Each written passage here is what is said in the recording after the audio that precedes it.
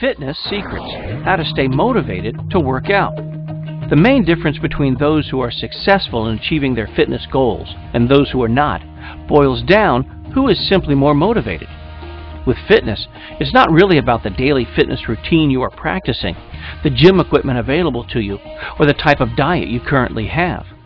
Although these have their benefits, and choosing the right type and combination will help you in your journey toward a fitter life, the reality remains that if the mind is not willing, then the body will follow suit. Hence, motivation is the most important ingredient in any fitness program. So, how to stay motivated to work out? The question seems simple, but it's deceptively complicated. To answer it, one must consider the psychology behind the question. And to do that means asking another question. And that is, what makes a person lose motivation? Unfortunately, we now end up having two complicated questions to answer. Notice that these questions are described as complicated. They are described as such not because they are difficult to answer.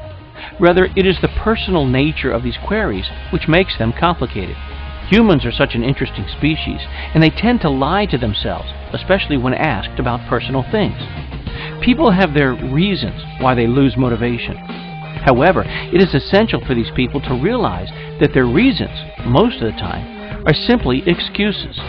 For a person to stay motivated to work out, he or she needs to address the real reasons for losing motivation. Honesty, therefore, is an important virtue, not only in politics, but also in fitness.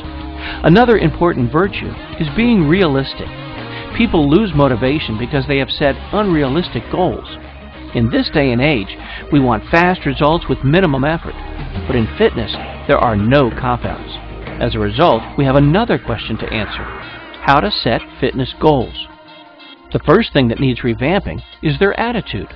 People need to remind themselves their reason why they work out, instead of finding excuses not to. Write these down and place the list somewhere it can be easily seen. The second thing they need to do is start small, as if the first tip wasn't hard enough. Thinking small for many is difficult because most have the fantasy that the transformation will happen in relatively short periods of time. But the problem with having that notion is that it simply is unrealistic. A realistic goal would be 10 to 15 pounds in 4 weeks.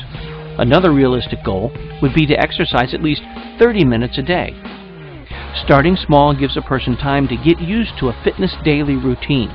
And once the routine has been established, the person can move up to more loftier goals. Another way to stay motivated is to employ soft love and tough love. Soft love refers to a fitness rewards program.